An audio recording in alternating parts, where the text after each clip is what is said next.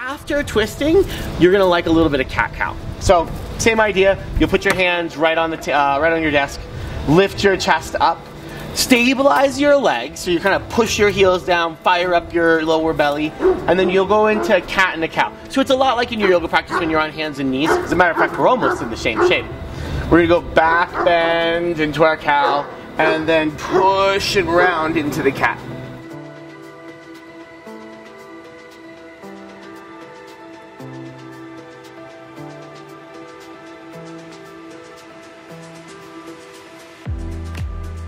Here's one thing you might add on that will really help you in your like desk life. At a desk, you know, we have this tendency to really jut the chin forward. I call it forward head syndrome. We like lean the head forward. You'll also notice that when we do this, we round the upper back and then we crunch the cervical spine, or we crunch the back of the neck.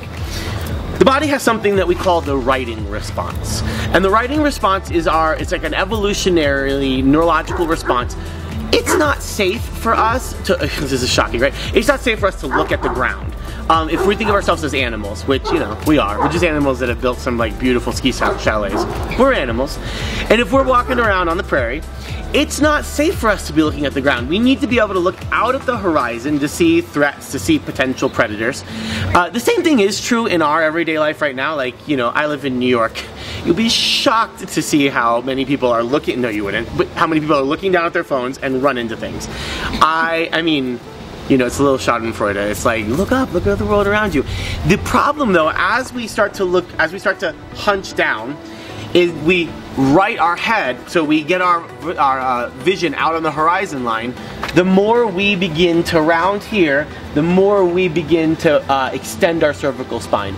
So the other little side note is your two major curves of the spine, your primary curve being your chest curve, or what we call the kyphotic curve, and your secondary curves being your cervical and lumbar curve. They always act in opposite of each other. So as the kyphotic curve flexes more, the cervical curve and truly the lumbar curve both extend more. So all of this just kind of compounds to give us this hunched over chest and squished posterior or back side of the neck. While you're doing your cat-cow here at the desk, I want you to do a cow with like a bunch of chins. So instead of cow pose, send your chest forward and back bend in your neck. I want you to do cow pose where you tuck your chin in slightly and slide your skull back so you've got a ton of chins. It's not cute, I know. You got, it's a side view, it's a terrible choice. Ton of chin, slide your head back, back, back, back, back. So now we're really encouraging extension of the thoracic spine and flexion of the cervical spine. And then you can go back into your cat. So multiple chin cow, and then there's a normal cat.